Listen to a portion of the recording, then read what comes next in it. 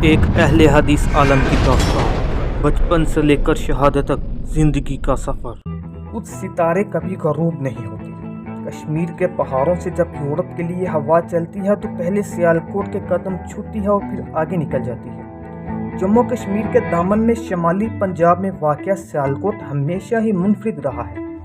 جیسا کہ ملا عبدالحکیم ہو یا علامہ محمد اقبال، فیض احمد فیض ہو یا علامہ احسان الہی صاحب، سیالکوٹ کے کچھ روشن ستارے ایسے ضرور ہیں جنہیں کہا جا سکتا ہے کہ کچھ ستارے کبھی غروب نہیں ہوتے۔ سیالکوٹ سے مشرق کی سمت 10 کلومیٹر دور گاؤں میں شیخ نظام الدین کپڑے کا کاروبار کیا کرتے تھے۔ اس دور میں دیہاتوں میں سائیکل پر کپڑے بیچے جاتے تھے اور یہ سائیکل والی دکان ایک الگ ہی کشش رکھتی تھی۔ شیخ نظام الدین کی یہ دکان بھی گاؤں گاؤں گھومتی۔ شیخ صاحب کے بعد دوسرے عزیز بھی اسی کاروبار سے وابستہ تھے۔ شیخ رمضان شیخ نظام الدین کے چچا زاد بھائی تھے، وہ اہل حدیث ہو گئے۔ اب انہوں نے اپنے عزیز پر محنت شروع کر دی۔ اس نتیجے میں شیخ نظام الدین بھی اہل حدیث ہو گئے۔ اللہ تعالیٰ نے شیخ نظام الدین کو 6 بیٹے عطا کیے، جن میں سے ایک کا نام شیخ احمد دین تھا۔ شیخ احمد دین جوان ہوئے تو ابائی پیشہ اختیار کیا۔ کپڑے فروخت کرتے کرتے گاؤں چورا اور سیالکوٹ ابسے بن مریم نامی بستی میں رہائش اختیار کی۔ شیخ احمد دین کے کاروبار میں اللہ نے برکت عطا کی۔ انہوں نے سیالکوٹ شہر میں کپڑوں کی دکان سجا لی۔ اب وہ باقاعدہ تاجر بن گئے۔ انہیں سیاست میں حصہ لینا اچھا لگتا تھا۔ گھڑ سواری اور شکار کا بھی شوق تھا، لیکن یہ ضرور تھا کہ یہ شوق انہیں کسی اور طرف نہ لے جائے، بلکہ اس دوران دین سے تعلق گہرا ہوتا چلا گیا۔ شیخ احمد دین کو اللہ تعالیٰ نے نورینہ اولاد سے محروم رکھا تھا۔ اس خواہش میں دوسری پھر تیسری شادی کی۔ آخر میں مراد بھر آئی۔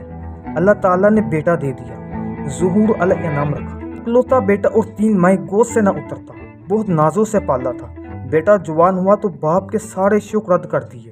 والد کی صرف ایک بات قبول کی، وہ تھی مذہب سے گہرا تعلق۔ ادھر شیخ احمد دین بوڑھے ہوئے چلے تھے، خاندان پھیل چکا تھا۔ اب ان کو سب لالا جی کہتے تھے۔ بستی بھر میں ان کا خاندان ہی آباد تھا۔ بن مریم نامی بستی اب احمد پورہ کہلاتی تھی۔ لالا جی کو اللہ رب العزت نے 5 بھائی دیے تھے، البتہ بیٹا انہیں صرف ایک ملا تھا۔ ظہور علیہ اکلوتے تھے، سارے ارمان تو اب پورے ہونے ہی تھے۔ ان کے لیے دینی تعلیم کا اہتمام کیا، جو قرآن کریم ناظرہ تک محدود تھی، اور پھر اسکول بھیجا گیا۔ مگر اسکول میں آپ نے چند سال ہی پڑھا اور پھر شیخوں کے دستور کے مطابق کاروبار میں ساتھ لگا لیا گیا۔ تب اس دور میں اور آج کسی حد تک شیخوں میں تعلیم کی ضرورت اتنی ہوتی ہے کہ کھاتے لکھنے یا پڑھنے کے لیے منشی کی محتاجی نہ ہو۔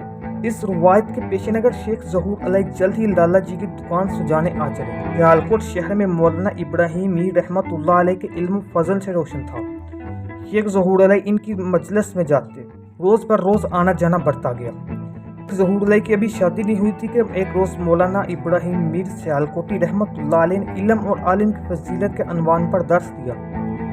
شیخ ظہور علیہ بھی اس درس میں موجود تھے۔ درس کچھ ایسا پر اثر تھا کہ مجلس میں بیٹھے بیٹھے شیخ صاحب نے دل میں فیصلہ کر لیا، اگر شادی کے بعد میرے گھر بیٹا پیدا ہوا تو میں اسے قرآن کا حافظ اور دین کا خادم بناؤں گا۔ شیخ صاحب کی شادی ہو گئی اور اللہ تعالیٰ نے 31 مئی 1940 کو آپ کو پہلے بیٹے سے نوازا۔ لالا جی کے خاندان میں مدت بعد بیٹا آیا تھا۔ شیخ ظہور علیہ اکلوتے تھے۔ 7ویں روز یعنی 6 جون کو بچے کا عقیقہ کیا گیا اور اسی روز بچے کا نام رکھ لیا گیا، احسان الہی۔ جی ہاں، یہ بچے کا نام طے پایا تھا۔ احسان الہی کی پیدائش سے پہلے دادی محترمہ نے خواب دیکھا کہ ان کے کمرے میں ایک بلب روشن ہے اور اس کی روشنی پھیل رہی ہے۔ آپ نے خواب کے بارے میں ایک عالم دین سے رابطہ کیا۔ انہوں نے بتایا کہ انشاءاللہ آپ کے خاندان میں ایک بچہ پیدا ہوگا جو دین کی روشنی پھیلائے گا اور بڑا عالم بنے گا۔ اب لالا جی کا لاڈلا پوتا اور لالا جی تھے۔ اکلوتے بیٹوں والوں کے بڑے مسائل ہوتے ہیں، ہر وقت سانس حلق میں رہتا ہے، یہ کیفیت ہوتی ہے۔ لالا جی نے ساری عمر ایک بیٹے کے ساتھ گزاری تھی، اب اللہ نے دوسرا بیٹا پوتے کی شکل میں دیا تو اب اس کے سارے لاٹ دیکھنے والے تھے۔ پوتے کے منہ سے نکلا ہوا ہر لفظ، ہر فرمائش دادا کے لیے حرف آخر ہوتی۔ احسان الہی کی پھپھو حمیدہ کہتی ہیں کہ احسان الہی جو مانگتا اس کو دے دیا جاتا۔ کبھی گھوڑا لے آتے اور اس پر سیل کروائی جاتی، کبھی پوتے کو مچھلی کے شکار پر لے جاتے۔ لالا جی کو جو بھی شوق تھے جوانی کی، اب پورا کرنے کے لیے ساتھی اور دوست مل گیا تھا۔ خود علامہ احسان الہی ظہیر اپنے انٹرویو میں کہتے ہیں، مجھے اپنا دادا جی سے گھڑ سواری کے شوق کے علاوہ بھی چند شوق ملے، کسی حد تک سیاست کا شوق بھی۔ انہیں شکار کا بہت شوق تھا اور یہ شوق مجھے دادا جی سے ملا تھا۔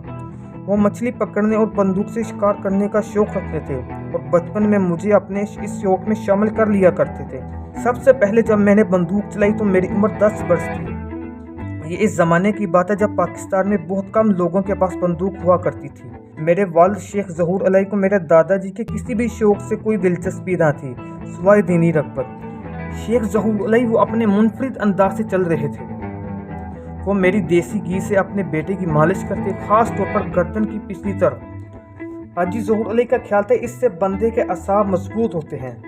उम्दा से उम्दा खुराक का अहतमाम किया जाता, लेकिन इसके साथ साथ हाजी ज़हूर अलैहि को अल्लाह ताला से अपना किया हुआ वादा भी याद था।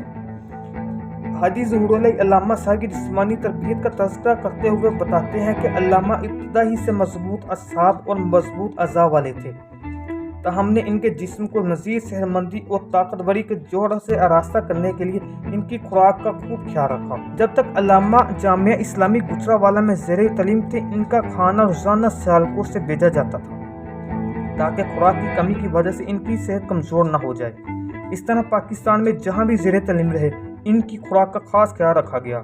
खुर्दोनोश के साथ साथ मैं इनके जिस्म पर तेल मलता और ख़ास तौर पर गर्दन के ऊपर और नीचे खूब मालिश करता ताकि इनके असाब मजबूत से मजबूत हो जाएं, क्योंकि असाब ही तो होते हैं जो ज़माने के हवास का मुकाबला करते हैं। जिन लोगों का असाबी निज़ाम कमज़ोर होता है वो कोई भी काम जुर्रत व हिम्मत से नहीं कर पाते।